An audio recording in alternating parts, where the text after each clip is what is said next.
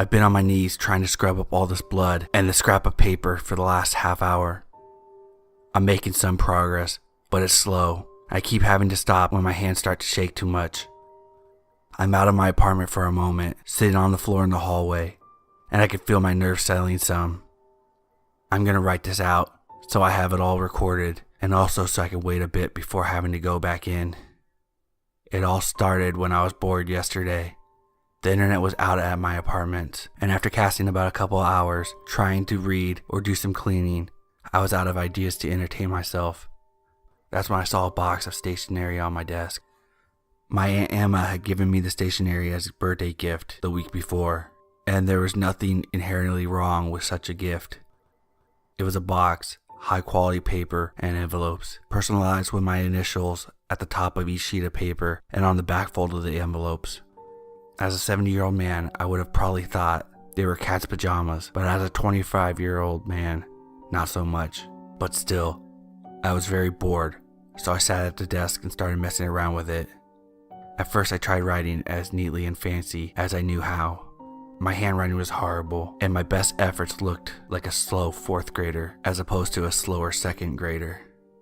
But it was something to do.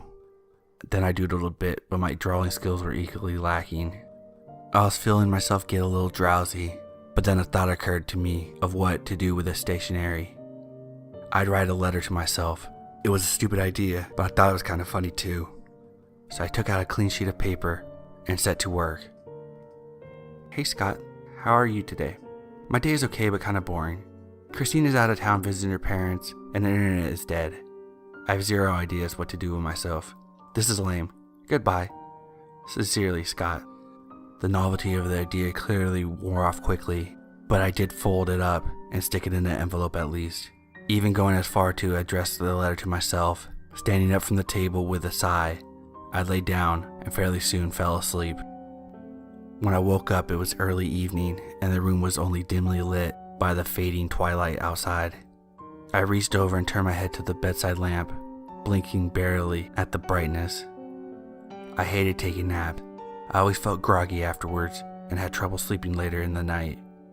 Rubbing my eyes, I rolled discontentedly onto the side and began to get up. When my eyes lit up on the desk, I sat back down. The envelope of the letter I had written was different now. It was in a different spot for one, but I could tell from the bed that it was also a different color and looked like it had a small stain in one corner.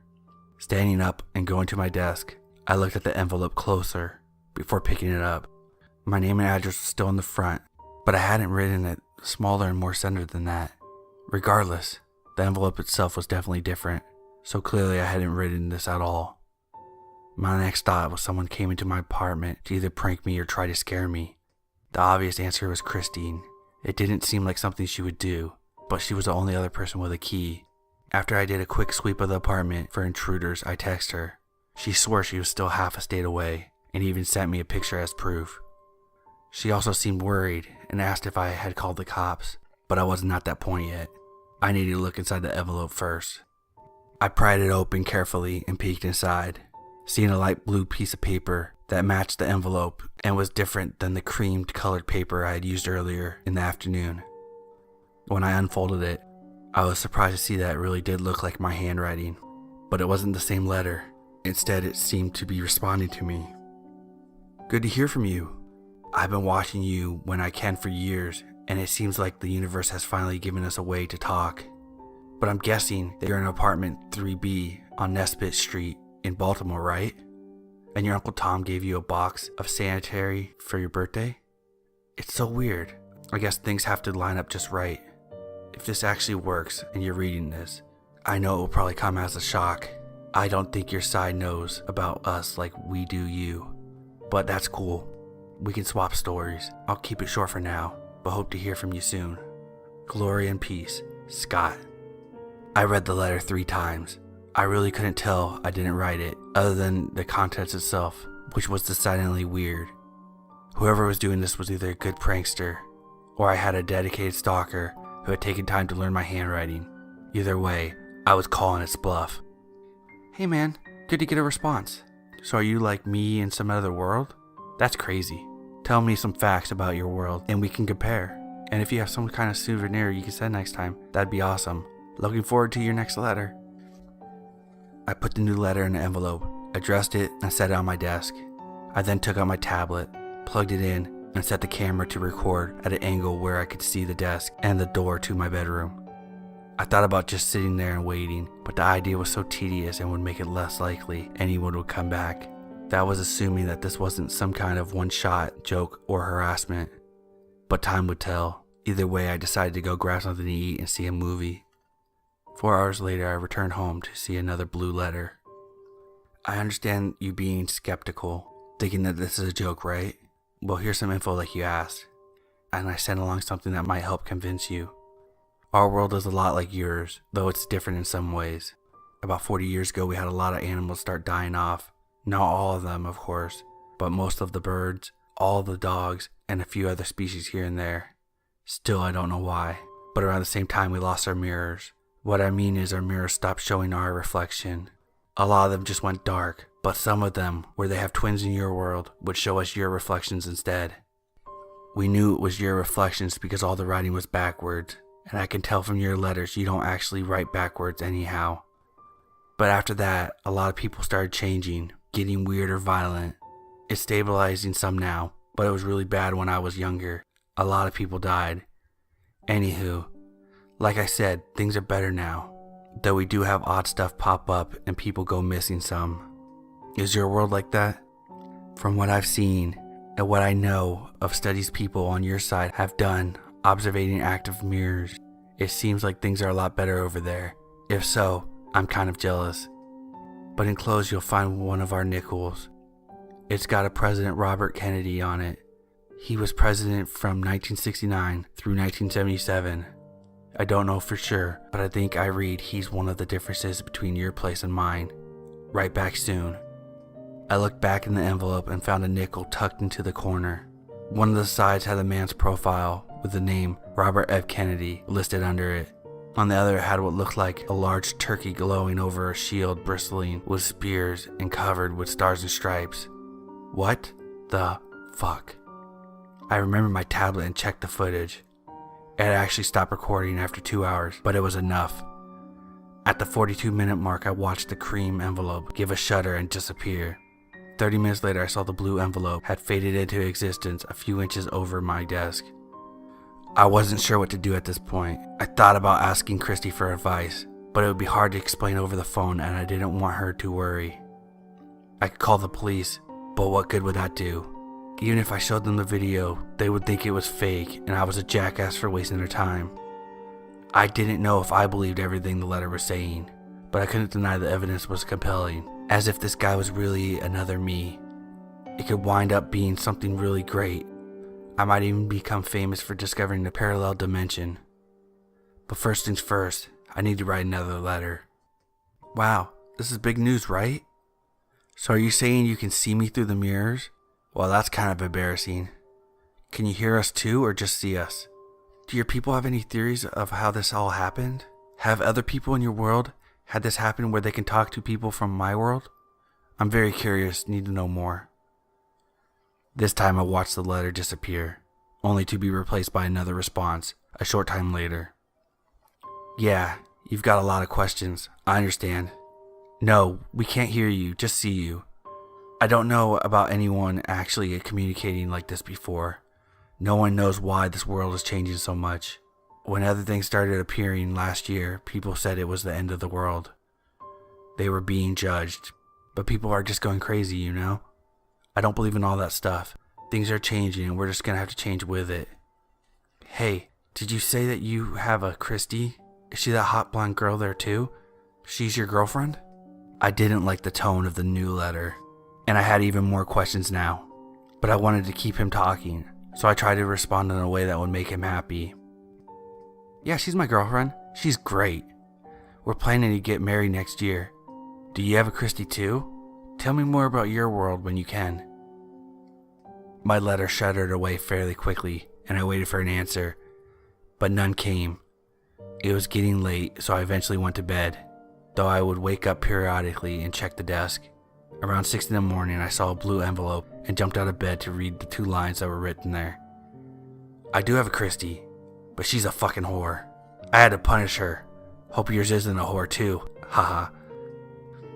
I was done. I didn't know what this was, but I knew it had to be real, and it was feeling more and more like it was dangerous. Throwing the letter down, I started to look around the room. I saw a small mirror hanging from the back of my closet and yanked it down quickly, hearing it crack when it hit the floor. I tried to think of any others, and the only ones that came to mind were in the bathroom and the one that Christy had hung on the mantle in the living room. Christy! I looked at my phone and saw that it was almost 7. She was going to be back in town this morning, probably coming straight here. I tried calling her, but it went straight to voicemail like it was powered off. I didn't have her parents' number, so I had to resort to leaving a voicemail and text message telling her not to come by my apartment, that I would meet her at hers when she got back. I debated what to do until she arrived, but ultimately decided I couldn't stand being in the apartment myself. So I left a note on the door saying, "Christy, don't go into the apartment. Call me instead. I'll explain and meet you," and left the building. For the next few hours, I basically drove a circuit between our 2 apartments, occasionally parking outside one place or the other. I was sitting outside her place when I got a call from her phone. It was her mother.